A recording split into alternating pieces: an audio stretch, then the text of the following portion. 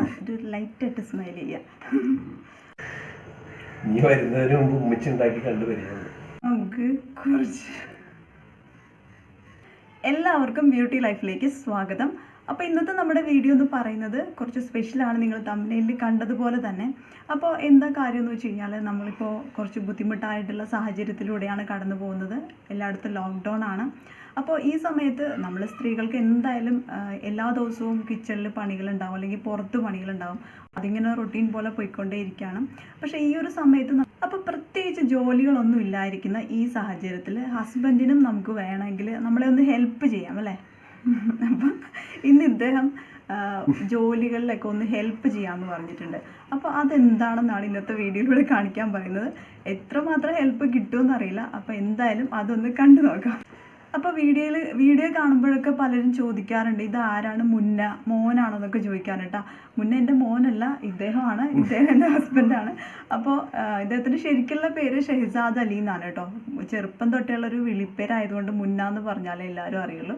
അപ്പോൾ ഇന്ന് മുന്നേ എന്നെ ഹെൽപ്പ് ചെയ്യാമെന്ന് പറഞ്ഞിട്ടുണ്ട്. എന്തൊക്കെ ജോലികൾ ചെയ്തു തരുമെന്ന് നമുക്കൊന്ന് കണ്ടു നോക്കാം. അപ്പോൾ നമ്മൾ കിച്ചണിൽ എത്തിയിട്ടുണ്ട്.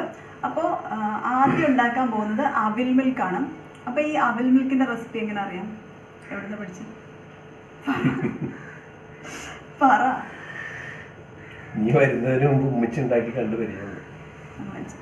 അതെ, ശരിക്കും നമ്മുടെ സബ്സ്ക്രൈബേഴ്സൊക്കെ വിചാരിച്ചേക്കണം ഞാൻ ഭയങ്കര വായാടിയാണ്, ഭയങ്കരമായിട്ട് സംസാരിക്കുന്ന ആളാണ്.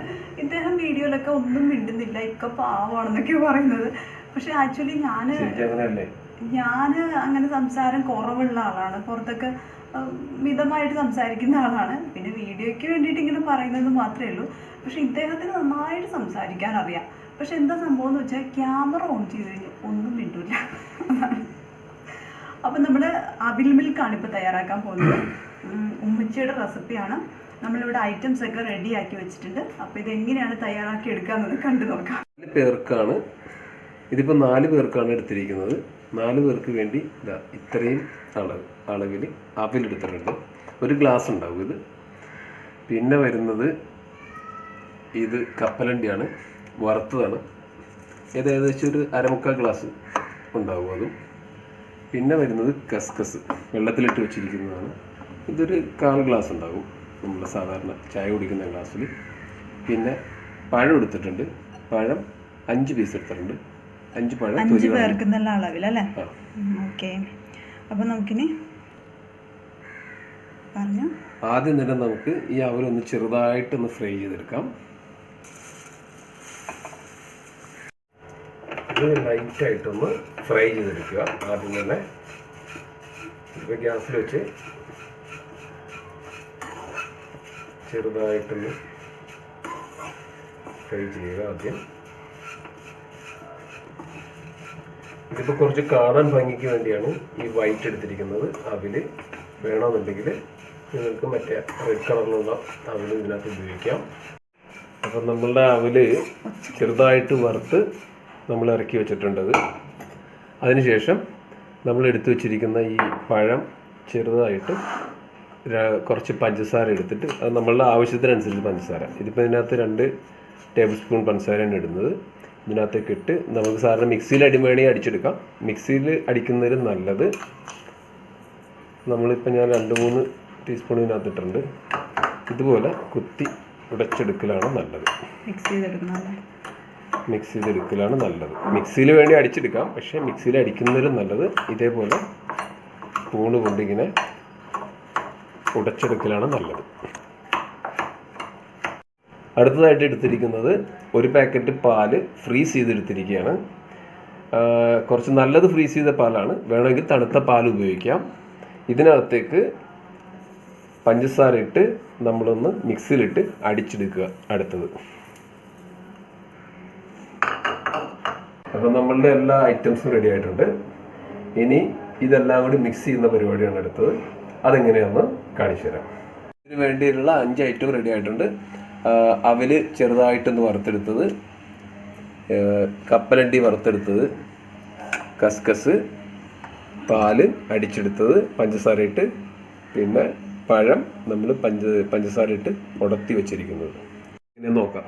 ഓക്കെ, ആദ്യം തന്നെ അവിൽ 2 സ്പൂൺ ഇടുക. അതിനുശേഷം നമ്മൾ ഈ ഉടത്തി വെച്ചിരിക്കുന്ന പഴം 1 സ്പൂൺ ഇട്ട് കൊടുക്കുക. അതിനുശേഷം കപ്പലണ്ടി കുറച്ചിങ്ങനെ ഇട്ട് കൊടുക്കുക. കസ്കസ് കൂടി ഇട്ട് കൊടുക്കുക. അതിനുശേഷം നമ്മൾ ഈ കലക്കി വച്ചിരിക്കുന്ന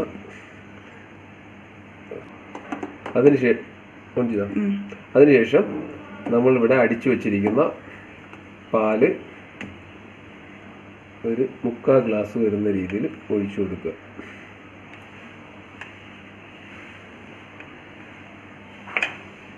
ഓക്കെ.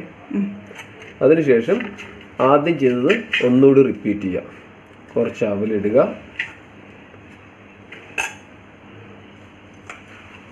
കപ്പലണ്ടി ഇടുക കുറച്ച്, അതിനുശേഷം പഴം കുറച്ചിടുക,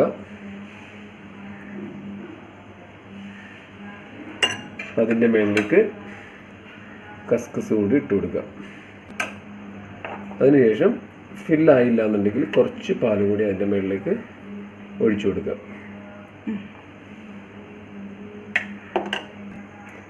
അതിനുശേഷം ഇത് ഗ്ലാസ് ഏകദേശം നിറഞ്ഞു കഴിയുമ്പോഴത്തേക്കും അതിൽ കുറച്ച് ഭംഗിയാക്കാൻ വേണ്ടി കുറച്ച് കസ്കസ് അതിൻ്റെ മേളിൽ ഇങ്ങനെ നിരത്തിയിട്ട് കൊടുക്കുക. അപ്പോൾ നമ്മളുടെ അവിൽ മിൽക്ക് റെഡിയാണ്. ഇനി ഇത് കുടിക്കുന്ന സമയത്ത് ഇത് നന്നായിട്ട് സ്പൂണിലൊന്ന് മിക്സ് ചെയ്തിട്ട് നമുക്ക് കുടിക്കാവുന്നതാണ്. നോമ്പ് തുറക്കുന്ന സമയത്ത് നമുക്ക് ശരീരത്തിന് വളരെ ഹെൽത്തി ആയിട്ട് കുടിക്കാൻ പറ്റിയ ഒരു പാനീയമാണിത്.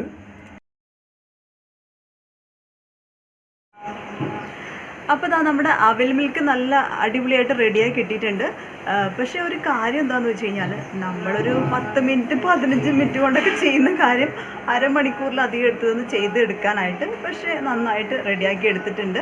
അപ്പോൾ ഇനി നോമ്പിനുള്ള സ്നാക്സും കൂടെ റെഡിയാക്കി തരാമെന്ന് പറഞ്ഞേക്കണേ. അതിന് എത്ര ടൈം ആവുമെന്ന് അറിയില്ല, നോക്കാം. അപ്പോൾ ഇനി സ്നാക്സ് ആയിട്ട് എന്താ ഉണ്ടാക്കണേ? Bread roast. ബ്രെഡ് സിമ്പിളാണ്. അപ്പോൾ അടുത്തതായിട്ട് നമുക്ക് ബ്രെഡ് റോസ്റ്റ് ഉണ്ടാക്കാം. അതിൻ്റെ ആവശ്യമുള്ള സാധനങ്ങൾ എങ്ങനെയാണെന്ന് പറയാം.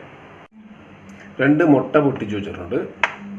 പിന്നെ വേണ്ടി വരുന്നത് 2 ടീസ്പൂൺ കോൺഫ്ലവർ, ഒരു 3-3.5 സ്പൂൺ മൈദ. പിന്നെ ബ്രെഡ് ഇങ്ങനെ ഇതുപോലെ നമുക്ക് ആവശ്യമുള്ള ഷേപ്പിൽ കട്ട് ചെയ്ത് വയ്ക്കാം. അപ്പോൾ ഇതിന് ത്രികോണമായിട്ടാണ് കട്ട് ചെയ്ത് വെച്ചിരിക്കുന്നത്.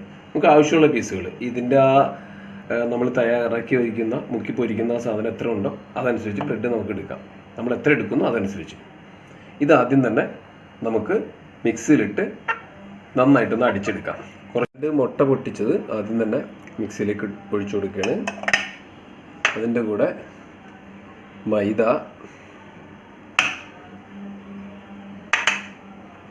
കോൺഫ്ലവർ, 1 ടീസ്പൂൺ പഞ്ചസാര, 2 ഏലക്ക. ഇത് അടിക്കാൻ പാകത്തിന് കുറച്ച് പാല് കൂടി അതിനകത്തേക്ക് ഒഴിച്ചു കൊടുത്താൽ കൂടുതൽ ടേസ്റ്റ് ഉണ്ടായിരിക്കുന്നതാണ്. അപ്പോൾ ഇതെല്ലാം കൂടി നമുക്കൊന്ന് നന്നായിട്ട് അടിച്ചെടുത്തുകൊണ്ട് വരാം. അപ്പം നമ്മളത് അടിച്ചെടുത്തിട്ടുണ്ട്. അത് നമ്മളൊരു ബൗളിലേക്ക് ഒഴിച്ചു കൊടുക്കുകയാണ്. നമ്മളുടെ എണ്ണ ചൂടായിട്ടുണ്ട്. ഇനി നമുക്ക് ഇതിനെ ഫ്രൈ ചെയ്തെടുക്കാം. ആദ്യം തന്നെ ഇതിനകത്തേക്ക് ഇങ്ങനെ ഒന്ന് മുക്കി കൊടുക്കുക.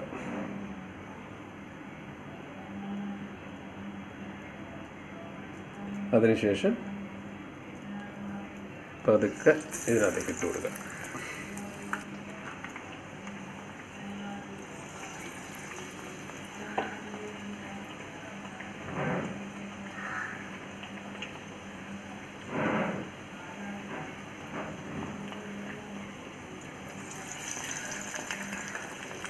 മറിച്ചിട്ട് കൊടുക്കുക ഇടയ്ക്ക്.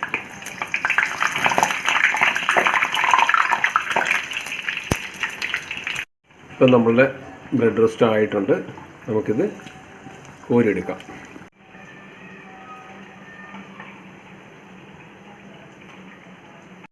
ശരിക്കും പറഞ്ഞാൽ മുന്നേ കിച്ചണിൻ്റെ പരിസരത്തേക്ക് പോലും വരാത്ത ആളാണ്. ഇന്ന് ഞാൻ ജസ്റ്റ് ഒന്ന് പറഞ്ഞു നോക്കിയതാണ്. അപ്പോഴത്തേക്ക് സമ്മതിച്ചു കേട്ടോ. എന്തായാലും വെറുതെ ഇരിക്കുകയല്ല, നമുക്ക് അങ്ങനെ ഒന്ന് ട്രൈ ചെയ്ത് നോക്കാമെന്ന് പറയും. മാത്രമല്ല വീഡിയോ എടുക്കാനും സമ്മതിച്ചു. സാധാരണ എൻ്റെ ചാനലിന് വേണ്ടിയിട്ട് നല്ല സപ്പോർട്ടീവായിട്ട് നിൽക്കുന്നതാണ് മുന്നേ. പക്ഷേ വീഡിയോ എടുക്കുമ്പോൾ അതിൻ്റെ ഫ്രണ്ടിലേക്ക് വരാനോ എന്തെങ്കിലും സംസാരിക്കാനോ ഒക്കെ ആൾക്ക് നല്ല മടിയാണ്. പക്ഷേ ഇന്നെന്തായാലും അൽഹംദുലില്ലാ സമ്മതിച്ചു. അപ്പോൾ നമ്മുടെ ബ്രെഡ് റോസ്റ്റൊക്കെ റെഡിയായി കിട്ടിയിട്ടുണ്ട് കേട്ടോ. ആൾക്ക് എക്സ്പീരിയൻസിൻ്റെ ഒരു കുറവ് മാത്രമേ ഉണ്ടായിരുന്നുള്ളൂ. ഉണ്ടാക്കി സാധനമൊക്കെ അടിപൊളിയായിരുന്നു. പിന്നെ ഈ ഒരു ബ്രെഡ് റോസ്റ്റ് ഉണ്ടല്ലോ, അതിനൊരു പ്രത്യേക ടേസ്റ്റ് തന്നെ ഉണ്ടായിരുന്നു കേട്ടോ. എല്ലാവരും ഇതുപോലെ ഒന്ന് ട്രൈ ചെയ്ത് നോക്കണേ. വളരെ സിമ്പിളാണ്, എന്നാൽ നല്ല ടേസ്റ്റിയുമാണ്. അപ്പോൾ ഇനി നമ്മുടെ നോമ്പ് തുറയുടെ ടൈമാണ്. ഇനി എനിക്ക് പറയാനുള്ള മറ്റൊരു കാര്യം എന്ന് വെച്ച് കഴിഞ്ഞാൽ, ഇതുപോലുള്ള വ്ളോഗുകൾ ചെയ്യുമ്പോഴത്തേക്ക് ഇപ്പോൾ എൻ്റെ സുഹൃത്തുക്കൾക്കായാലും പലർക്കും നെഗറ്റീവ് കമൻസൊക്കെ വരാറുണ്ട്. നമ്മുടെ വീട്ടിലുള്ള കാര്യങ്ങൾ എന്തിനാണ് മറ്റുള്ളവരെ കാണിക്കുക അങ്ങനെയൊക്കെ ചോദിച്ചിട്ട്. അപ്പോൾ അവരൊക്കെ മനസ്സിലാക്കേണ്ട ഒരു കാര്യം, ഇത് നമ്മുടെ ഒരു ജോലിയുടെ ഭാഗമായിട്ടും കൂടിയാണ് നമ്മളിങ്ങനെ ചെയ്യുന്നത്. അല്ലാതെ നമ്മുടെ വീട്ടിലുള്ള കാര്യങ്ങൾ മറ്റുള്ളവരെ കാണിച്ച് ഇതാക്കുക അങ്ങനെയൊന്നും അല്ല. അപ്പോൾ ഈ ഒരു സാഹചര്യത്തിൽ ഇങ്ങനെ കാണിക്കുമ്പോഴാണ് പലർക്കും അതൊരു ബുദ്ധിമുട്ടായിട്ട് തോന്നുന്നത്. പക്ഷേ നമുക്ക് ചെയ്യാൻ പറ്റുന്ന ഒരു കാര്യം മറ്റുള്ളവർക്ക് വേണ്ടിയിട്ട് പ്രാർത്ഥിക്കുക, നമ്മൾ സേഫായിട്ടിരിക്കുക, അത്രയൊക്കെ തന്നെയല്ലേ പറ്റുള്ളൂ. പിന്നെ അകലെയുള്ള ആളുകൾക്ക് വേണ്ടിയിട്ട് ഒരുപക്ഷെ നമുക്ക് സഹായങ്ങൾ പോലും ചെയ്യാൻ പറ്റാത്തൊരു സാഹചര്യമാണ്.